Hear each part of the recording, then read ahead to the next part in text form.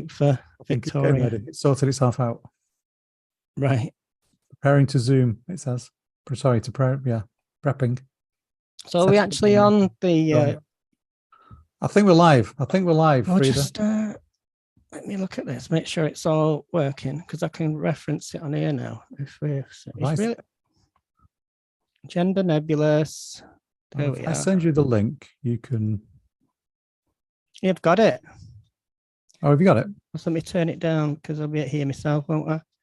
There we are. Right, we're live then. Welcome to YouTube. I'll just send that link out because some people are asking me for it. So, Yeah, I think it's working. Right, we'll just talk nonsense for a minute. So well, we all normally talk nonsense anyway. So, can you see the stream? Is it because I'm watching? I can see. I'm watching the. I was Zoom trying to do a screenshot. So you can do anybody asking questions. You can do the answering. Right. I'm not sure we're going to get any because it's coming from Zoom. You keep talking. Well, it's coming from Zoom, so I don't think you get that option. I've never tried this before, so we'll see. But anyway, let's just get on with it. So one of today's topics I want to talk about, been in the news quite a bit for various reasons, was this thing in Westminster called 55 and 57 Tufton Street. Yeah, Tufton Street, where GB News and Talk TV get all the guests from. It seems to be some kind of like lobby groups, conservative think tanks. A lot of them are Christian funded. Yeah, Michael Gove's part of it. So it seems to be the place where Brexit and climate denial has been going on and all that stuff. It's like the Institute of Economic Affairs. What was the other one? I can't remember its name now. It was in the news recently because they're trying to find people who would sue Tavistock, the gender identity clinic. Well, the only one they could find was this woman who was a nurse there. It doesn't say how long she was a nurse there, but she said she was a nurse there. But she said that they were pushing critical race theory. And that was the only person that they found that they wanted to sue Tavistock. But they are part of the people that were funding that case were a Tufton Street group. All right. Yeah, so it seems like every devious thing that the Conservatives are up to seems to have its roots in this place. It does, yeah. It's kind of like right-wing HQ, isn't it? Yeah, it seems to be like the place where they coordinate policy and public messaging for all these kind of right-wing things and Tory. And a lot of the talking points that you hear, like, whether it's about, gender-neutral toilets or stuff like, they tend to be born out of these lobbying groups. I wonder if they have any gender-neutral toilets in there. Probably have to. They'll have they'd let us in if we went to visit. We'll go and visit Tufton Street and go and knock on the door, see what they say. One of the things that's been in the news this week is that there was an article in the Telegraph, and I think it's Rosie Duffield, Joanna Cherry, and Baroness Jenkins. Oh my gosh, yeah. They're setting There's always a baroness, isn't there, involved? Where do these creepy baronesses come from? And they got so much time on their hands, and they could devote the time to such amazing causes, but they get themselves wrapped up in this crap. I don't have time. If I had the amount of time they have to spend, it's their job to lobby for things, to make nice things happen, maybe in the world. But no, if I had that kind of power, I wouldn't be wasting it. Baroness Wallace. Quite a good ring to it. Baroness Wallace. I'd be Duchess Wallace of Inverness. Baroness of Inverness. It kind of rhymes. They have baronesses in Inverness. Well, but I like it. There they would, wouldn't they? So these people have set up, I think it's a cross-party unit, and they're calling it the cross-party biology unit. Can you imagine a biology unit? The cross-party biology unit is like this. You might as well just call it the penis checkers or the gender searchers. Searching penis checkers, yeah. What in the actual fuck are they going to achieve with that? I'm not sure. I think the idea behind it is to strip trans equality and human rights from public policy. I think that's the official line. But it does sound like the cross-party penis checking organization /unit. But it feels like being trolled again by the media, and obviously they can put these things out there and they become news, but they're probably just some daft idea they've had in the pub. You know what I mean? Like, Rosie Duffield's sat around with Julie Bindle tweeting, and they go, "Oh, God, imagine if we had what was it? What's it called? The biology unit." It's like, well, the only biology unit I've ever been in has been in a school, and they don't. You know what I mean? It's like every idea that comes out of these people's mouths just feels like it was dreamt up while they were drunk. Yeah, I think we should have a competition to who can come up with the best name. What for the gender? What is it? The cross-party biology the unit. cross-party biology unit. I don't know. It's very weird. Anyway, the mixed science dick unit. I don't know. I mean, talking of Tufton Street, there's another couple of stories that have been going around for that one. I saw one today coming out of Good Law Project, and it's around MPs calling for an investigation into misuse of funds by a charity that's based there, the Global Warming Policy Foundation. Apparently, there's been some mismanagement of funds, breaches of duty going on, and believe that Good Law Projects are looking into this. Wow. So, I mean, that doesn't surprise me at all that there's dodgy dealings, cash in brown bags going around Tufton Street. It would be the exact place I would look for that kind of thing. It's like it goes on in every government department, doesn't it? It's like, yeah, it's the first place I'd check. Go check. It's like see what's going on there. Nobody's surprised when we find out that somebody's been laundering money in think tanks. It's like you kind of expect it, don't you? 55 Tufton Street. Go and have a look. This is also the place that Just Stop Oil testers had sprayed with orange paint this week. Yeah, I was looking at how they did that, and it looked like they put paint in a fire extinguisher. Yeah, it looked like paint in a fire extinguisher. Because Vicky, where can we get some fire extinguishers and some paint so that we can go to, I don't know, go and find Joanna Cherry's office. Direct action last week. Yeah. Find Joanna. Was this on your list? Yeah. Was this on your list? This idea of orange paint? Well, I mean, I'd like to have my own original idea, to be honest. Can we get some rainbow paint and do it that way? Are you asking for multicolored paint? Yeah. I'm not sure it's technically possible. We could get several fire extinguishers, give it a go. Yeah. I mean, see, one of the ideas I had for a protest was I was going to get a big Bluetooth speaker and hook it up to my phone. And whenever there was a politician or somebody who's obviously, spreading hate or doing something. I mean, I was thinking about doing this maybe at one of Posey Parker's things. And then just send the sound of laughter to the Bluetooth speaker after everything they've said, and we won't be visible. They'll just hear the sound and wonder where it's coming from. But it's like that. I think that would amuse me no end. Okay, that's something I have plans to do. I'll approve that. Do you need any funding? But I like anything like that. I like anything situationist. One of my favorite artists of all time is Bill Drummond and KLF. And, they used to turn up outside art galleries in tanks. I'm not saying we should do that. What are you suggesting here, Freda? Well, I can't afford to hire a tank, can I? So can we get a water cannon? If you're Bill Drummond and can afford to burn £1 million, you can afford to hire a tank. Well, if we get a water cannon and fill it with rainbow paint, we could then go down to Tufton Street and finish the job off. Yeah. I don't know. Yeah, we could do that. But I think the Tufton Street thing, I mean, I've known about Tufton Street. The Byline Times did an absolutely brilliant article about Tufton Street like 2 years ago. And it's just where all these kind of nefarious goings on about, and lobbying for like the Christian right are involved, and they're like anti-abortionists, and I think there's some. They don't care about women's rights. That's for sure. If the TERFs think that if anybody there is on their side, they're very much mistaken. Do you know what I mean? These TERFs that say that they're there for women's rights, they're not. Just go look it up on Wikipedia. You can see all the groups that are based there and all the kind of connections to far right groups. It's quite disturbing, really. Why it's all suddenly in the news this week, I'm not really sure, but Tufton Street's been all over the news. We've also got you remember the Jordan Gray story from Friday Night Live last week?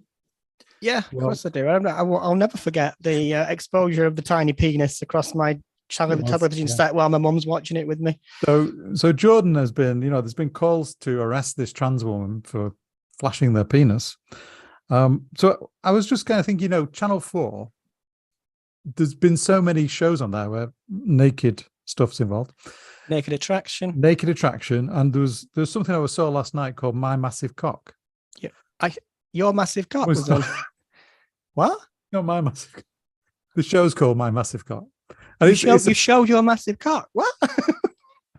We're going into a Marx Brothers sketch now. Sorry. Don't I definitely need to see My Massive. Well, it's about guys. Make sure you edit guys with massive cocks, and we're talking. Oh God, we're talking 9 to 12 inches. So these guys that complaining that their dicks are too big. Basically, that's what it's about. But the point I'm making is that this is on Channel 4, as is Naked Attraction, as was Friday Night Live. Jordan Gray. So why are they calling for Jordan to be arrested, but not these other people with the massive cocks? I mean, what's going on there? I think it's bloody obvious, isn't it? Because Jordan's trans, and they like to equate anything trans with something, some kind of wrongdoing. It's like on Twitter today, I was challenging hypocrisy. Is that the word you're looking for? Yeah, that's the word. I mean, I challenge a few people, but within 5 minutes of any Twitter conversation, I know if I engage with these people, I'm going to get compared to a sexual predator, a criminal, and today it was even a dog. So, because somebody was saying, I was making the point about you can't discriminate trans like you can't discriminate on black, because while you might say, oh yeah, there are some black criminals, just because that's not the metric by which we judge people. So then somebody says to me, well, certain breeds of dog are more dangerous than others, and there's certain breeds of dog we have to put down. And I was like, what the fuck? So yeah, that's what we have to deal with, and that's the thrust of all the arguments on Twitter against us. It's like they cannot have if they want to say trans women are men, fine. I have absolutely no problem. If you think that, great, go over there, enjoy your life. But if they want to weight that argument with some kind of moral kind of, they've got to build up the argument so that we're a present danger, then they have no argument. Because if you have to weight your argument and clamour for such outrageous things, then it's maybe your argument's flawed, and it's fine. I mean, I accept there's going to be people out there forever who don't accept me as a woman. I can't do fuck all about that, but that's fine. Go, what we base laws based on risk assessment and we base laws based on what is the best thing for all, hopefully, and that's why we're accepted as women. It's not because we've convinced people that we're women, not because we convinced people that we have women's bodies. It's got nothing to do with that. It's the fact that society understands that you don't have, it's gender that's important, isn't it? Because that's how we socialize. Yeah. That's how we interact with people. You don't need to know somebody's sex straight away to have that interaction with them. But you because all our language is gendered, the way we sister, brother, mother, uncle, niece, nephew, everything is gendered language, and that's how we show respect for each other. I mean, this conversation that you've been having on Twitter. I mean, people calling you a pedo, criminal, and a dog. I mean, I'm kind of wondering, with this Elon Musk thing that's come along now, he's taken over Twitter. You think things are going to change on Twitter? I don't think anything's good. What I noticed on Twitter is, as soon as Musk is announced he's bought Twitter, people are testing the water. So there's an influx of people using the N-word and people saying, they think they can't say certain things, so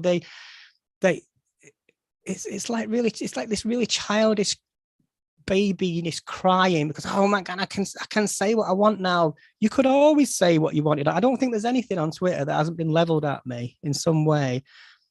But you see, it's the algorithm. It's the Twitter algorithm that decides that. And I don't know what maybe Musk will change it. I mean, he's only been there a couple of days. I mean, it's not going to change. I don't think it's going to change immediately. It's probably going to change over time. But you see, on one hand, I think, whatever, he's fired a load of managers. I don't think he's done anything else. yeah, have total freedom of speech, but it doesn't make your argument any better. No, You know, it absolutely not. doesn't. It just makes you look more. You know, it dumbs down your argument if you're just saying something because you feel like you couldn't say it. It's like what I always say is, Yeah, it's not improved the quality of the argument, has it? what I'll say to people is, well, what is that thing that you feel you can't say? Surprise me. You know, because it's never going to be something good, is it? It's nobody striving for some kind of, you know, noble cause of I'm standing up for something, so I need to speak out. No, it's just some idiot that wants to say trans women are men, which And you can nobody's stopping you doing anyway. This is not just what happened to you today. I mean, this is every day, isn't it? It's like, oh God, yeah, constant. I mean, this is what I see, because there are certain people and accounts that keep saying it, and I'm saying, are you sure? And I always say, are you sure about that? Because you said it about 18 times now to different people. And if you were sure, why would you feel the need to keep repeating yourself? So there's this thing in their mind running around somewhere that I need to enforce this, I need to affirm this, I need to keep saying this, because do they think the world is trying to convince them of something that they are? I think they're trying to convince whoever they're trying. Yeah, because I'm not trying to convince anybody of anything. You know, if you want to call me a man, fine. It doesn't make any difference to my life. No difference to you, does it? It makes them look like an idiot, because why are you saying that apropos of nothing? Or if I was having a genuine conversation with somebody about the nature of gender or what it means to be a man, what it means to be a woman, yeah, I would have a discussion about what are those innate things, what are those intrinsic things, what are the things that do make us men and make us women. You can have that kind of conversation on a philosophical level, but you can't have a conversation with somebody that just goes, "You're a man," can you? It's No, like, I'm not. yeah. So it's like, no. I get you're upset about, no, the media's making you think that we're all trying to take over and invade your spaces, but we're really not. We don't give a crap. You know. What do you think about this thing, you know, with Caroline Nokes has come out with the suggestion of gender neutral toilets in schools? Do you see that one? Yeah, I'm not sure of that. Wait, when they say schools, what age range are we talking? Well, I'm not sure what, because gender neutral is just something young kids are anyway, till they get to a certain age where maybe they start to identify. It's interesting to think about, when do children first identify themselves as male or female? But I think the reasoning behind what she said is to stop trans and non-binary people from being misgendered in schools, which sounds like a good thing in a way. But then you've got this thing like, well, people can already use the toilet that matches the gender, you know, based on the Equalities Act and the protections that gives. So, you know, if we're changing everything to gender neutral toilets, I mean, it doesn't really, okay, that gives everybody equal access, and there's no misgendering, obviously. But I'm not sure what the right thing to do there is. Do we go to gender neutral toilets, or do we stick with the toilets we have and just make them more inclusive? I don't know. What I'd say is, like, if the school has a non-binary pupil, somebody they is recognize themselves as non-binary, obviously the teachers want to do the best for that.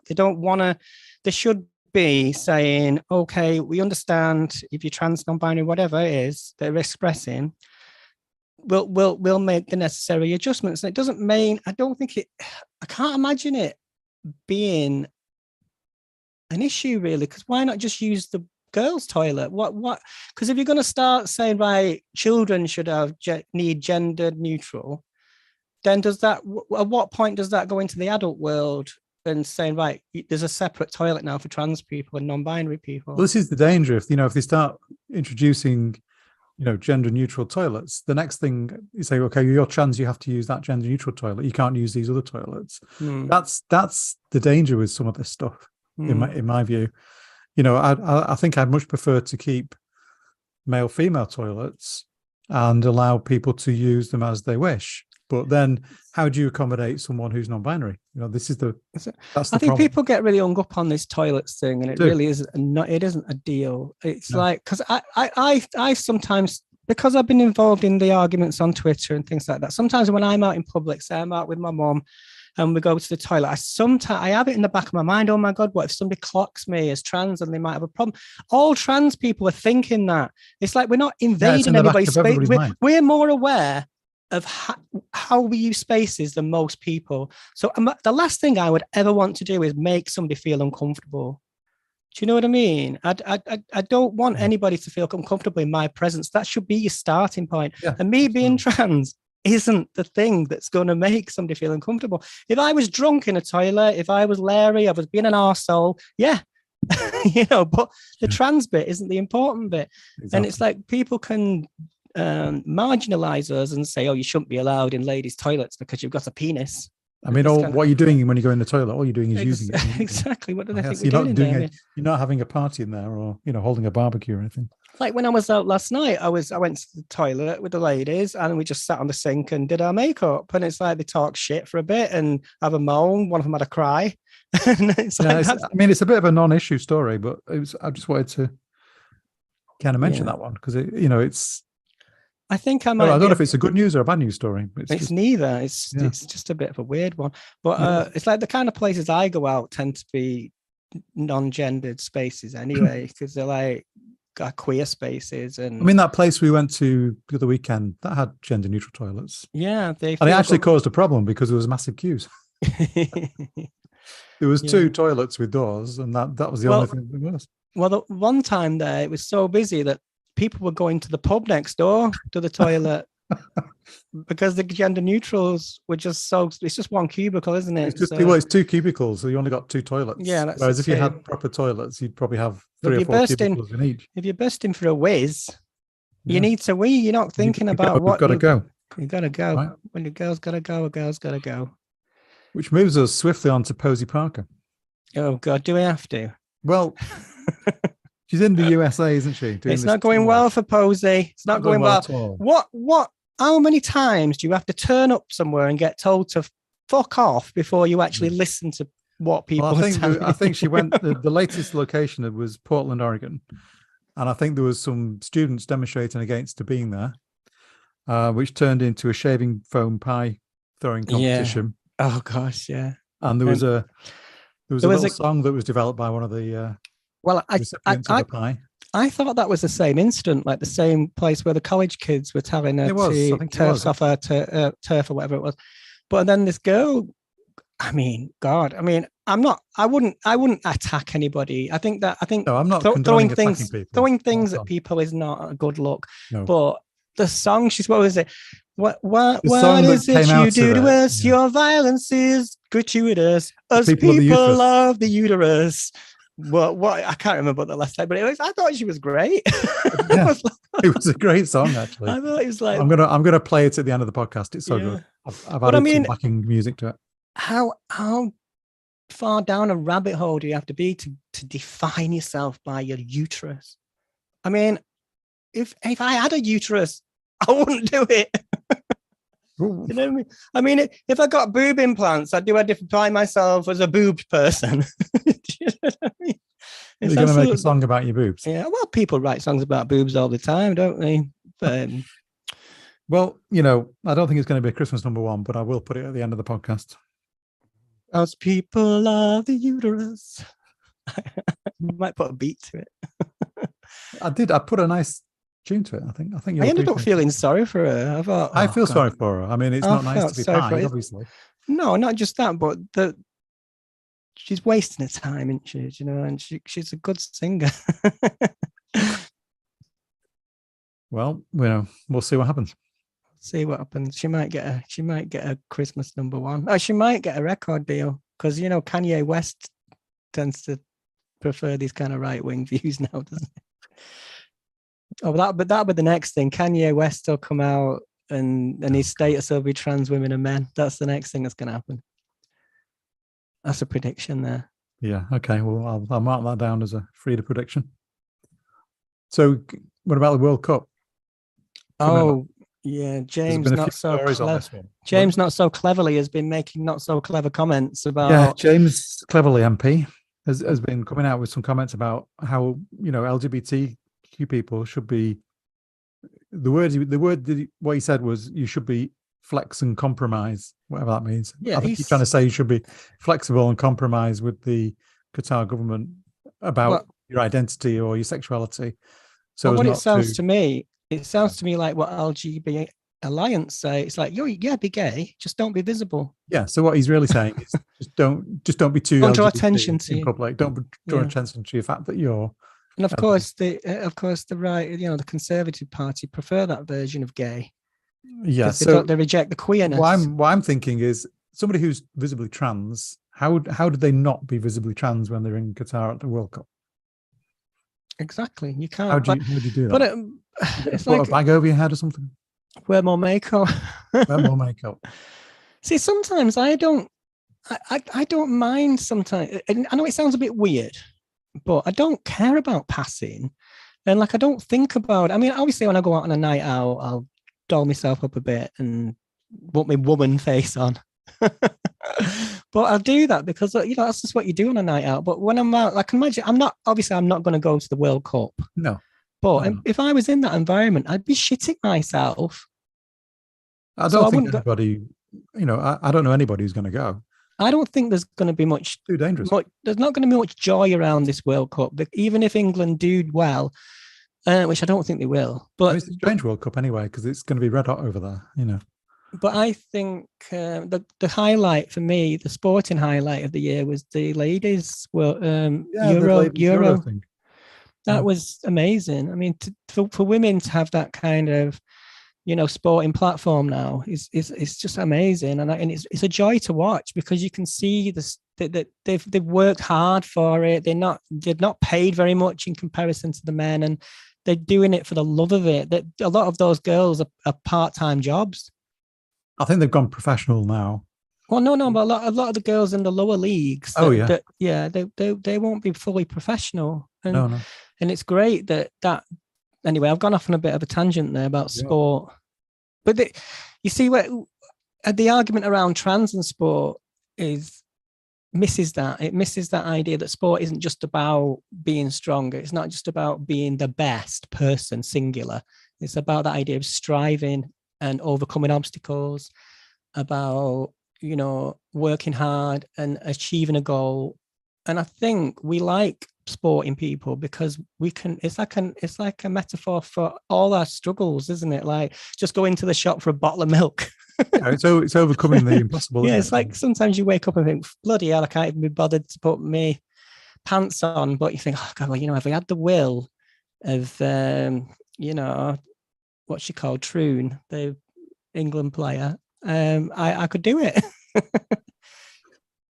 Yeah, and we've Jane Ozanne. She was interviewed by your friend Nick Ferrari on LBC. Oh my God, Nick Ferrari, another overfed nonsense talker that's given primetime radio slot for God knows what reason. I think Jane was making the same kind of points. It's not. How do you not be LGBT when you're in Qatar? I mean, it's like we're being told to change our identity to please the Qataris. It's just so wrong. And then Peter Thatchell's been out there too, got arrested and detained, like a one-man protest. Maybe somebody. I think what that shows us is that the rules that they said they were going to relax have not been relaxed. He's been out there. It's only about a month away from the World Cup starting, probably less. They've not relaxed the rules. He got arrested and questioned and detained. And all he was doing was holding up a placard. I don't know what it is about Peter Tatchell. I posted some things and people were a bit negative about him because I don't know much about him. He's not been an ally in the past or something. I think maybe some people think he distorts the debate sometimes, but I think, if you're going to go to Qatar and do a one-man protest, I think it's the first time there's been a protest there like this. I mean, that is commendable. I mean, it's not something you do. But it just highlights the danger, doesn't it? Yeah, we need people like him, I think. Yeah. So yeah, I'm not really bothered about the World Cup. No, I'm not bothered about it. I'm not going. I hope England come out pretty early on, so we don't have to keep following it on the news. Talking of more news, we have another Prime Minister. Another one, yeah. I don't think Rishi was actually. I shall have a Rishi on a little dishy when the boat comes in. So it was still to be determined last week, wasn't it? So yeah, Rishi made it. Rishi won. Yeah, nobody else wanted it. I think Well, the reason I wanted to talk about Rishi, I know it's like, let's not talk about the Conservative disaster with the politics they've been doing recently, but I can't understand why he's appointed Kimmy Badenoch and Suella Braverman. Suella Braverman, only about 6 days earlier, before she got appointed by Rishi, had been, I don't know if she was fired or she quit, but she left the job as Home Secretary for security breaches. You're talking and then about 6 days later, Yeah. days later, she's rehired in the same job, and the security breach is all forgotten and forgiven. I mean, how does that work? What is going on there? Well, we're talking about Leaky Sue. That's a new name. Shit Sue, I call it. She's awful. I don't care if anybody that says she dreams about sending people on a plane to Rwanda, and she dreams about she's another Priti Patel, isn't she? Who said she wanted people to. She doesn't mind if people drown in the sea on little boats, and that is like, I don't know if she literally said that, but she probably didn't. I don't think she said that, Freda. Going back to think tanks, this is where they get these kind of opinion things from, because wasn't it Suella? She was talking in Parliament and she mentioned something about tofu eating, the coalition for I don't know if the coalition of tofu eaters or something. I don't know. But you see, this is it. This is like it's like everything's dumbed down to that level now, where she'll talk about wokeness in a serious debate. Yeah, I mean, Kimmy Badenoch, Suella Braverman, I'm calling them the evil twins. They're both anti-trans. They're very vocal about it. Kimmy Badenoch is now the Minister for Women and Equalities. I don't know if these people are anti-trans or just really lazy thinkers. Oh, yeah, because it feels like a lot of their opinions are somebody else's that they've. Well, their opinions, they always come as anti-trans or anti-LGBT. I'm sure they just don't really think about the impact of what they say, and they just see it as they're trying to reach out to win a certain demographic of voters, which are told are the common sense people and the man on the street and the Sun reader and the Daily Mail, the average Daily Mail. You don't want average Daily Mail readers running anything or voting for anything. But that's the world we live in, unfortunately. It's just a bit concerning, isn't it? You've got these two individuals now in prime positions in the government. It just feels like we're going down another level of anti-trans stuff that's coming our way. It's another level of hell, yeah. It's like, but you see, I don't really see it like that. I think the more airtime these views get, the more they come higher up into the sort of radar of real journalists, the more they're going to get knocked down. Because at the moment, a lot with the gender critical debates, they exist in a kind of ecosystem where they don't really they feed off each other. Like somebody will post an article, and then that'll get retweeted by all the followers of the little gender critical people, and they're like a bunch of attack dogs. So when anybody says anything in our favor, it's like they all jump on it, like what happened with Graham Norton. And it seems to be that's how they function. So like somebody like Julie Bindel will write an article for Spectator or something like that, and it serves only the purpose of like pandering to those kind of Daily Mail readers who will retweet the hell out of it. But I'm beginning to see patterns. There's something in the Daily Mail, there's something in the Telegraph, and then there's something on LBC. There's something on, Nick Ferrari's show. It's like these stories kind of go around the same circuit each time, don't they? Yeah, it's like the debate is never added to. It's never an intelligent debate. It's always kind of a dumbed down debate. Yeah, but it's. The thing that's always missing from debate is a trans person. Yeah, the trans voice is never there. Like I said before, it might be because there's just not enough of us. But like when I've been invited to go on to radio, I was invited to go on to Julia Hartley-Brewer's show to talk about gender neutral toilets, right?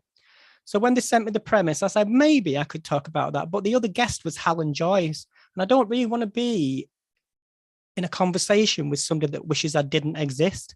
Well, I mean, you've got what I mean? people against you right from the start there. But I had talked to people about whether I should do it or not, or whether, because there isn't enough people talk. But I don't really represent anybody but myself, really. So I'm Yeah. always conscious of like, do I represent, is trans people something that I represent? I don't know, because I know the trans women, and you probably don't agree with me on some things.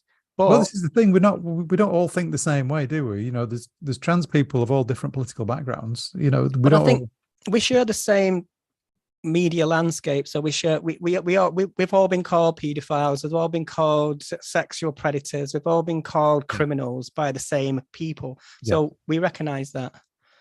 Yeah, that's true. And it's for the same reason. And they just it never ends. Yeah, what do you think about Eddie Izzard's and this, the Labour's all women shortlist?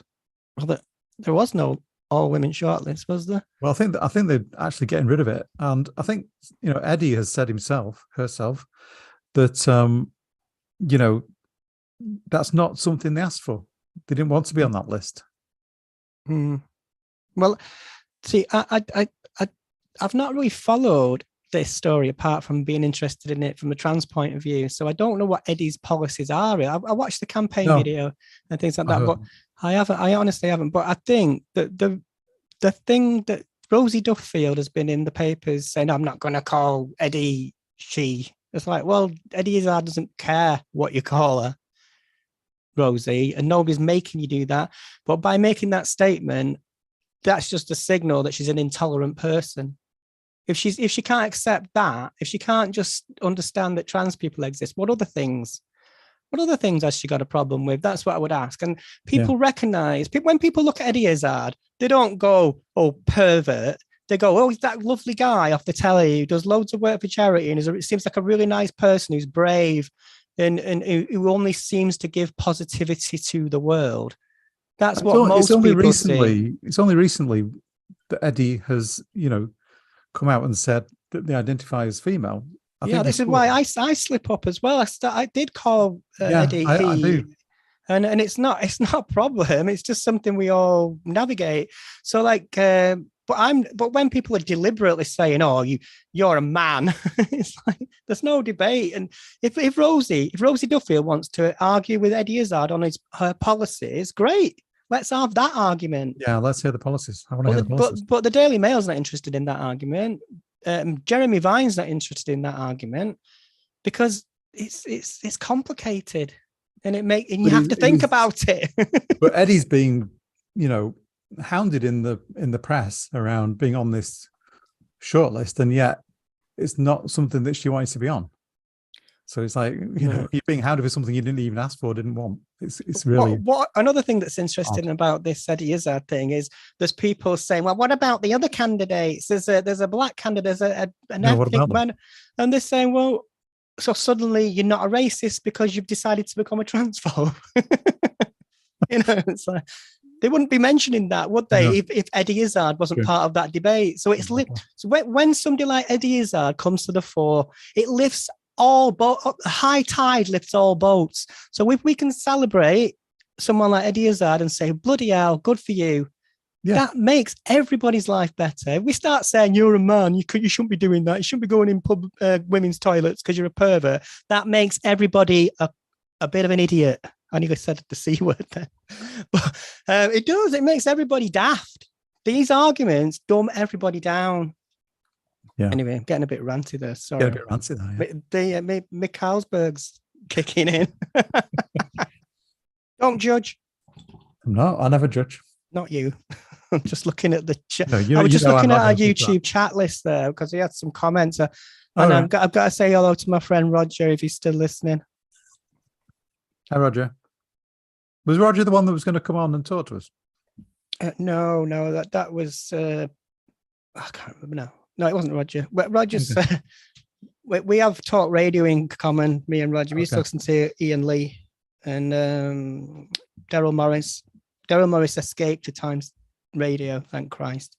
But I don't know. I've not really listened to it properly yet. Anyway, sorry, I'm waffling. No, it's fine. Waffle away. The only other thing that I was going to mention was the interesting news coming out of Scotland with the GRA reforms. It's past stage 1, which is really good. That's brilliant. See, that is brilliant news. Yeah, brilliant news. We always end on some good news. But have you noticed it's not really a big story? It's a big story for us. Well, I mean, but the BBC reported it as somebody's resigned because of the way the vote's gone. Not hoorah. Trans people lives might be easier. It's I'm not sure which news channel I was watching, but it was just like a one-liner in the news as well on one of the channels. So there was no discussion about it. It was just like, here's some news, the one-liner. Yeah. Well, but the results, it was voted yes 88, no 33, abstain 44. So that's a huge majority for yes. But this is like just the first stage, isn't it? Of first stage, yeah. Yeah. I'm not sure how many stages it goes through. Everybody seems to think it's going to go through very easily with that kind of majority lead. So that's good. And it's like the argument around this goes back to this toilets debate for some reason. Why does it always end up in lavatories? Well, you know what I mean? I don't know. I think right. So what they'll say. So are we all moving to Scotland then? Well, I can. I know you can. Partly Scottish, so being a Scottish landowner. Yes. But what was I going to say? Does that give you special rights then? Yeah, it gives me a fast track to getting a vagina. No, what was I going to say? Yeah, so the argument around this gender recognition thing is like, oh, well, you're making it easier for perverts to come into lavatories and do whatever nefarious thing. It's like I don't think the kind of people that sneak around in ladies' toilets are writing to the Home Office to get a certificate for the permission to do so. Do you? They're just going to do it anyway, and then they'll say, well, we can always tell. We can always tell when you're a trans woman. And so, well, and then they'll say you're being duplicitous by pretending to be a woman and hide. Yeah. So, well, which is it? Can you tell, or are we lying? Somehow trying to pull the wool over your eyes? I don't get it. Yeah, it's a load of hype. I don't want to keep talking about toilets because this is depressing me. Yeah, and it's making me want to weep. Maybe something to do with the beer you just had, by the way. Yeah, not the conversation. Yeah. Well, I'll put a bottle between my legs over time. So that's kind of it, Freda. No, it's not. We just got started. Oh, you know what? We haven't spoken about. I want to talk about your project. Oh, my project. Oh, yeah. Your project with the Central Library project, the queer identity. What it is, I have access to Manchester Library audio archives, and my project I want to be working on.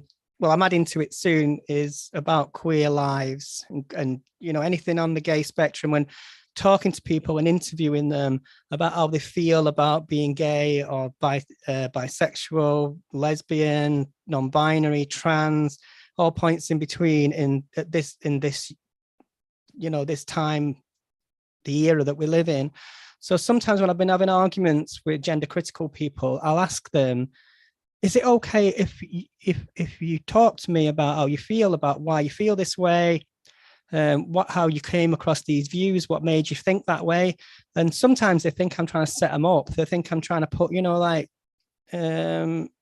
mock them or make a fool of them, but I'm not. I'm just saying, if I want to get an idea of why you have these ideas, and I just wanted to ask them some questions about that and not get angry about it. Just ask them questions, listen to the answers, and then they can ask me some questions.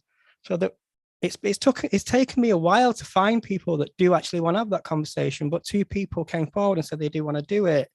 Now I'm a bit worried about it because they could go all, start being a bit abusive, but I don't think so. I think if I approach it well, because instinctively I want to argue my, I'm defensive because I'm who I am, being trans, and they're who they are, being anti-trans. But I just wanted to ask some basic questions about why they came to those kind of conclusions and record them and put them in the archive. Now, some people might say, oh, I don't want my thoughts to be Okay, but if you genuinely believe what you believe and you genuinely think what you think and you can stand by it, then why would you shy away from? Because like, yeah, so record it and put it in the library.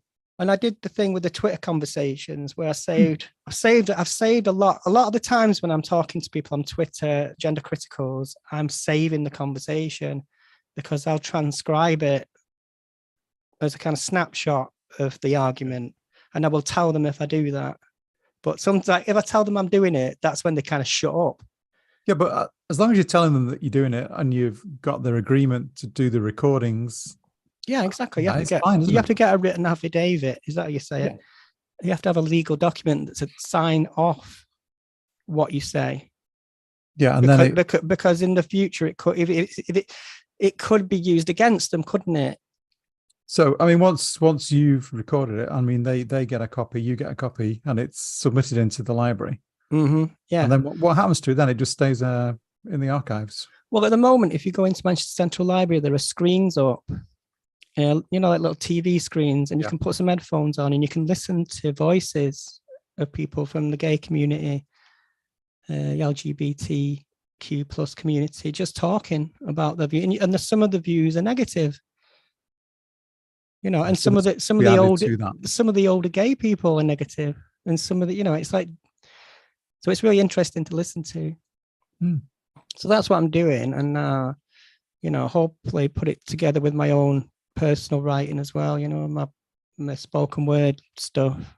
And then this is in addition to what you were doing with the mill stuff, isn't it? Yeah, because I got access to I was really interested in archive actually of people in mills in the 1950s, women talking about when they first went into the mill and what their experiences were and how difficult, how noisy it was and all that, all the grime and the dirt. And yeah, it's really just fascinating recordings, like people just talking candidly about the time that they lived in. Yeah. So cool. So, I mean, is there any other news? Do I get a sneak preview then? Yeah, soon. Cool. I could just talk all night now because I've had enough of this now to keep me going. But I don't want to keep you up all night, Vicky. I know we're a bit late. Water. We're up a bit. I know it looks like it's gin and tonic, but it's water. Oh, it disappears. Look at that. It's a ghost glass. Ghost gin. Yeah. And this is Vlad the Impaler. Vlad the Impaler next to your pumpkin. Yeah. As he impaled the pumpkin. And that above me is Yoko Ono. I like your lights. Yeah, it's my Halloween scene. Your Halloween lights. Halloween scene. Yeah. Well, I cheated. I went for one of those virtual backgrounds. Yeah, your hands keep disappearing though. That's the problem. Yeah. So anyway, we covered a lot of news there, didn't we? But it always seems to. What's annoying me is it always comes back to toilets. It comes back to toilets. It comes back to politics. It comes back to the same people all the time, and it keeps going around the same kind of circuit of stories and locations. I'd like to think we'd not when we do these podcasts. I'd like to think we don't have to have the same discussion all the time. Like I want it to move on. I want people to. What is the point of having the same argument over and over when it's been proven to you by people more intelligent than us? Why, when people pass laws, they don't do it willy-nilly, do they? They think about what they're doing. And if the Scottish government say they want to improve the lives of trans people, then maybe those people know what they're fucking doing. Maybe some of them don't, obviously. That's probably a bad.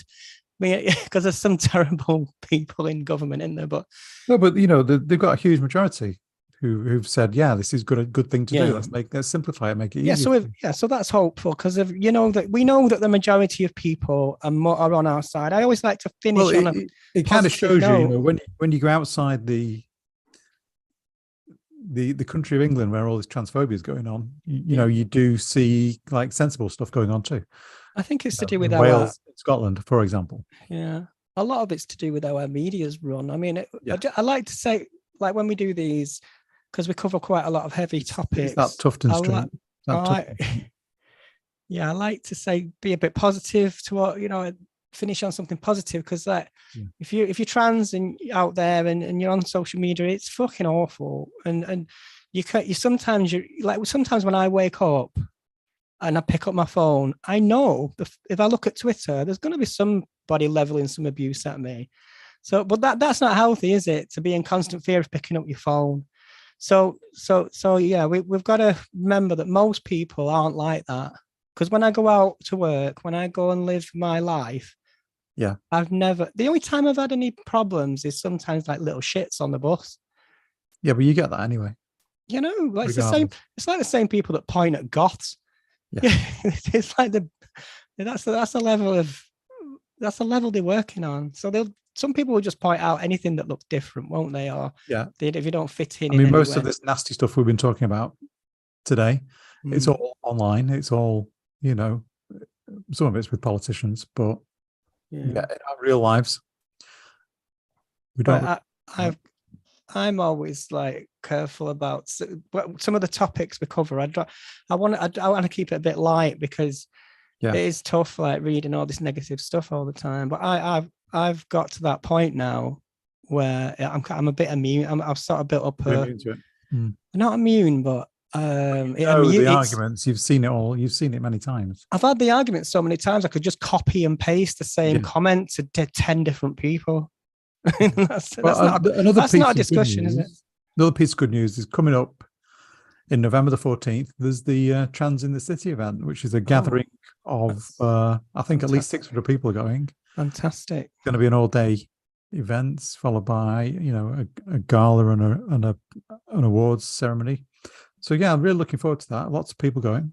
I think Are you going? Really, I am going. Well, I wish I could come, but I'll be working. Right. And I can't get the time off, unfortunately, but I'm sure you'll report I'll send back. You pictures. I'll send report you back. I think I should go around with my microphone. It's like, do you want to have a conversation? Yeah, that'd be great. It's going to be great. I'm really looking forward to it. So that's a positive thing. You know, Trans in the City, Bobby Pickard and the team that run it, it's amazing. It's great. They do all kinds of good work.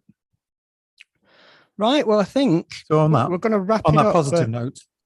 So thanks for viewing us. I know we're probably not breaking the numbers in terms of like the most popular podcast in the world. We've not met Joe Rogan's. If somebody wants to offer us any money for advertising, you know, we'll flog anything us. So we could flog some pies. Cars pies. Those were really nice. Well, I'm vegan now, so. Oh yeah. When did that happen? Well, I tried, and I ordered a meat and potato pie, didn't I, about 10 minutes ago. I was going to say you weren't vegan last week. No, wasn't. Anyway, so I'm gonna end the YouTube stream. So bye YouTube. Thank you for watching, and don't forget to subscribe. Have a nice Halloween. Yes. Spooky girls are out. How do I stop the stream? How do I stop it? How do you stop it? You can't stop the stream. I own the stream.